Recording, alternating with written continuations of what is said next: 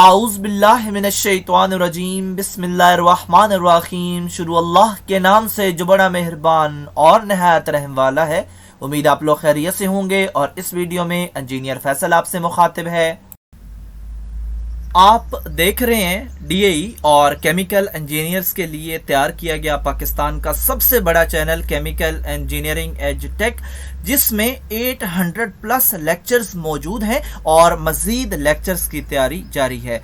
इस चैनल में DAE first year second year की तमाम टेक्नोलॉजीज़ की मैथमेटिक्स के हर सवाल की वीडियो मौजूद है और इसके अलावा DAE chemical first year second year third year के इम्पोर्टेंट सब्जेक्ट्स के तमाम लेक्चर्स टेवटा के कोर्स के मुताबिक तैयार किए गए हैं। और इसके अलावा इस चैनल में इंडस्ट्रियल इंटरव्यूज़ के लिए शॉर्ट क्वेश्चन आंसर्स और पास्ट पेपर्स की वीडियोस भी मौजूद हैं। यकीनन ये चैनल आपकी इंडस्ट्रियल स्किल्स में इजाफा करेगा और आप मेरे चैनल को सब्सक्राइब करेंगे, बेल का आइकन प्रेस करेंगे तो मेरी हर लेटेस्ट वीडियो आपको मिलती रहेगी। हमारी आज की वीडियो का टॉपिक है डीएई फर्स्ट ईयर की मैथमेटिक्स। एक्सरसाइज 4.3 है, क्वेश्चन नंबर 5 है और हमने अपने दिए गए सवाल को पार्शियल फ्रैक्शन की मदद से सॉल्व करना है। सबसे पहले स्टेप में हम एनालाइज करेंगे कि क्या हमारा जो सवाल है वो प्रॉपर फ्रैक्शन में आता है या इम्प्रॉपर में आता है, क्योंकि दोनों के सोल्यूशन के मेथड्स जो हैं वो अलग अलग हैं। तो हमारा जो सवाल है इसमें हम देखेंगे कि अगर अपर पोर्शन में जो बटा है उसका अपर पोर्शन, वहाँ पे अगर हायर पावर आ जाती है और लोअर पोर्शन में पावर कम आती है तो इसका मतलब है कि हमारा जो सवाल है वो इम्प्रॉपर फ्रैक्शन में आता है। लेकिन अगर लोअर पोर्शन में वेरिएबल्स की पावर ज़्यादा हो जाती है जो ऊपर हैं उसके मुकाबले में, तो इसका मतलब है कि हमारा जो सवाल है वो प्रॉपर फ्रैक्शन में आता है और जो हमें सवाल दिया गया है क्वेश्चन नंबर 5 ये प्रॉपर फ्रैक्शन का ही है।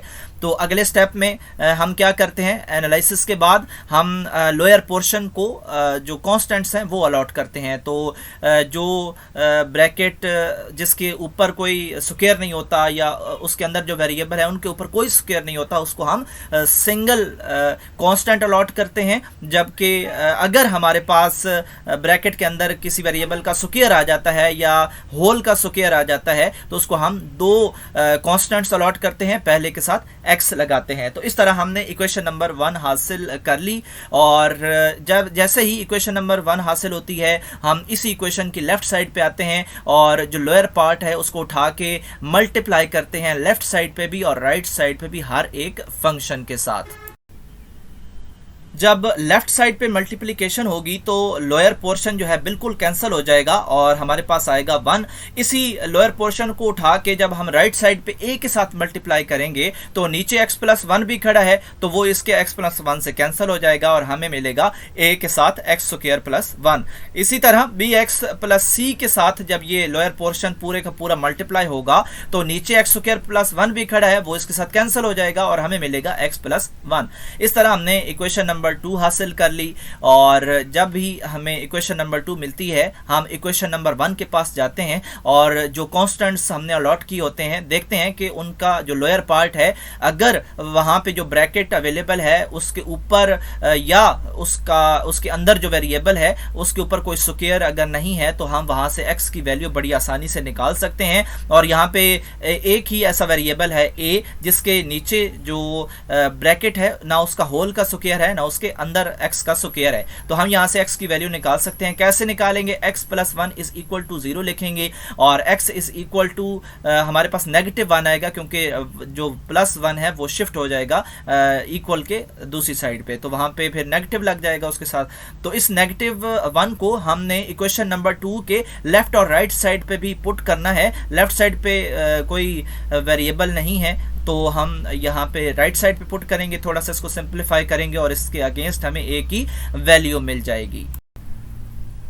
अब हमें एक कांस्टेंट की वैल्यू तो मिल चुकी है ए की, अभी दो कांस्टेंट्स बी और सी रहते हैं, उनकी वैल्यूज अभी हमने फाइंड करनी है, लेकिन उसके लिए ये प्रोसीजर इस्तेमाल नहीं होगा जो कि हमने ए के लिए किया है। क्यों? क्योंकि इसका जो लोअर पार्ट है उसमें अंदर ब्रैकेट के एक्स का स्क्वायर मौजूद है, और अगर होल का स्क्वायर होता और ये अंदर एक्स का स्क्वायर ना होता फिर भी हम यही प्रोसेस इस्तेमाल करते।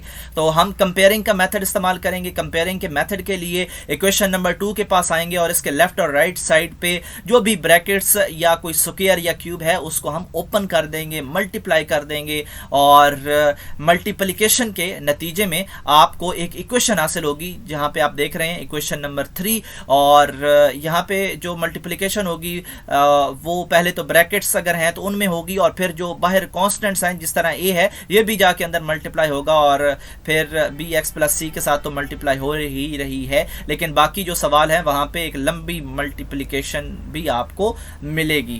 तो इस मल्टीप्लिकेशन के नतीजे में यहाँ पे आप इक्वेशन हासिल कर रहे हैं, तो यहाँ से हमने अब कोफिशिएंट्स की कंपेयरिंग करनी है, और कोफिशिएंट्स जो होते हैं वो वेरिएबल के साथ वाला जो डिजिट है या कोई जो अल्फ़ाबेट है ये हो सकते हैं। तो हम जब भी कंपेयरिंग करेंगे एक वेरिएबल की तो हमें एक वैल्यू मिलेगी, यानी एक्स स्क्वायर की अगर हम करते हैं तो एक वैल्यू हमें मिलेगी। इसी तरह उससे जो लोअर पावर वाला वेरिएबल है यानी एक्स उसकी करेंगे तो फिर हमें एक वैल्यू मिलेगी, और यहाँ से हमें दो वैल्यू ही चाहिए, जितनी हमें वैल्यू चाहिए होंगी उतनी ही हम कंपेयरिंग करेंगे।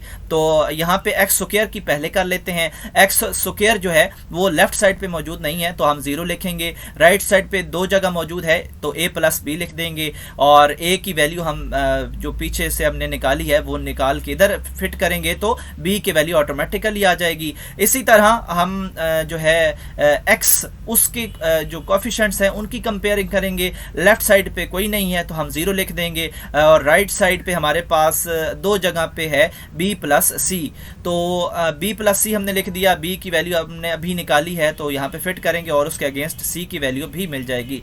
तो इस तरह हम कंपेयरिंग के मेथड से वैल्यूज़ निकालेंगे, और जितनी वैल्यूज़ हमें चाहिए होंगी उतनी ही हम कंपेयरिंग करेंगे।